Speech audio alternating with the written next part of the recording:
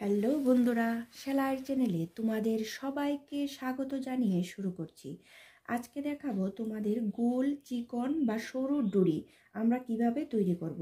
এই ডুরিটা আমরা ব্লাউজে বা চুড়িদারে আমরা লাগিয়ে থাকি, অনেক সময় অনেক ডিজাইনেও আমরা এই ডুরিটা লাগিয়ে থাকি।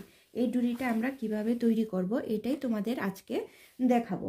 এই ডুরিটা তৈরি করার জন্য আমি যেহেতু এটা ব্লাউজের জন্য নিয়েছি, আমার পছন্দ 20 ইঞ্চি, আমি লম্বাটা 20 ইঞ্চি নিয়েছি, আর এই সাইডে চৌড়াটা 1.5 ইঞ্চি নিয়েছি, 1 ইঞ্চি আর আধা ইঞ্চি চৌড়াটা নিয়েছি। আর লটকনের জন্য এই কাপড়ের টুকরোগুলি কেটেছি।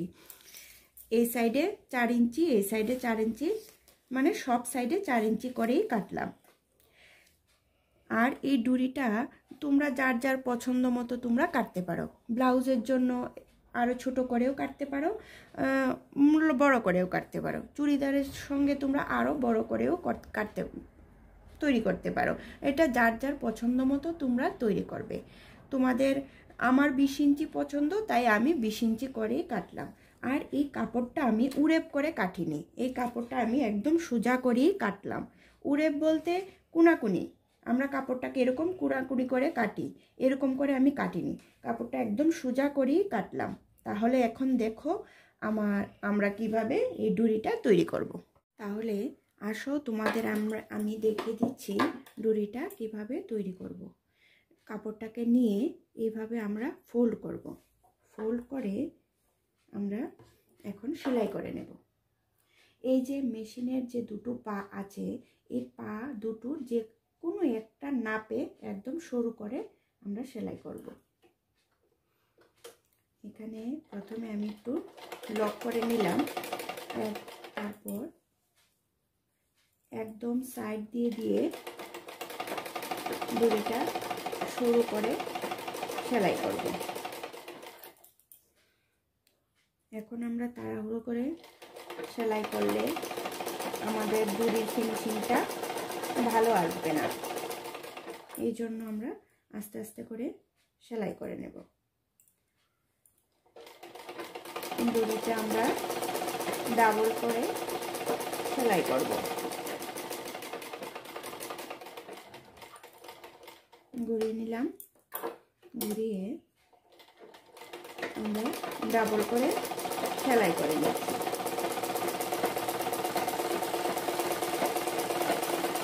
একদম সমান করে কাপড়টাকে আমরা ধরে সেলাই করতে হবে। এইভাবে আমরা দড়িটা সেলাই করে নিলাম।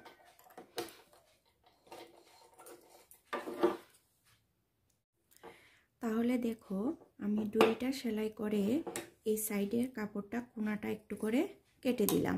কেটে দেওয়ার পর এই মুখটাকে চাপ দিয়ে একটু খুলে নিলাম। এখন আমরা সুই আর সুতো দিয়ে এই দড়িটাকে কাপড়টা উল্টো করে দেব।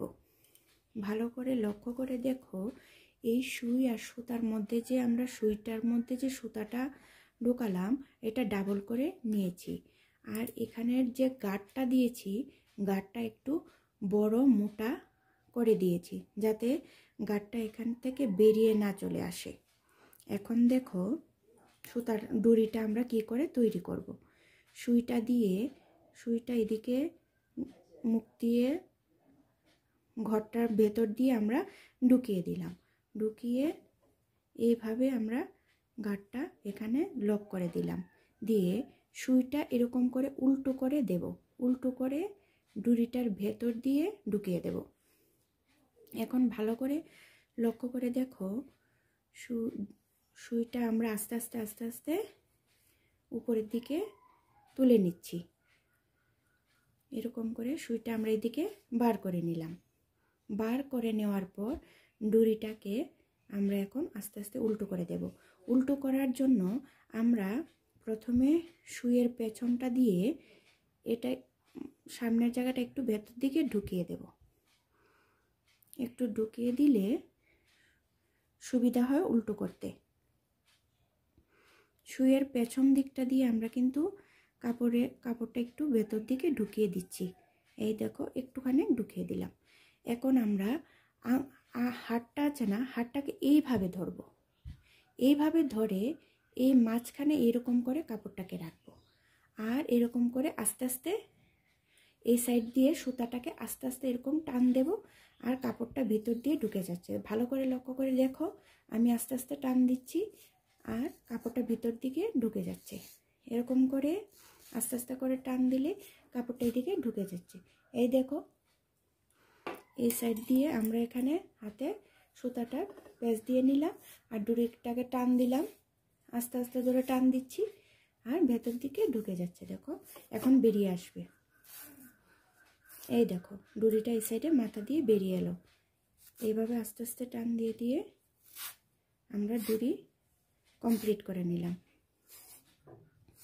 দেখো ডুরিটা আমরা কত সরু করে বার করে নিলাম। এখন এটার মধ্যে আমরা একটা লটকন বানিয়ে তোমাদের দেখিয়ে দিচ্ছি। কাপড়টাকে এরকম ফোল্ড করে ডুরিটা এখানে ধরে আবার এই সাইড থেকে ফোল্ড করে দিলাম, দিয়ে আমরা এখন এখানে ডুরিটার মধ্যে লটকন বানিয়ে নিচ্ছি। লটকনের এই সাইডটা আমরা আরেকবার এরকম করে ফোল্ড করে দেব, যাতে এই সাইড থেকে সুতো বেরিয়ে না যায়।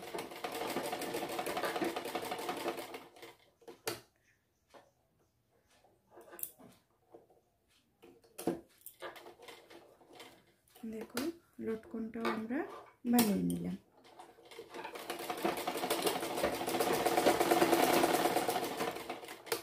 আমাদের ডুরি কমপ্লিট হয়ে গেছে, লটকনও কমপ্লিট হয়েছে।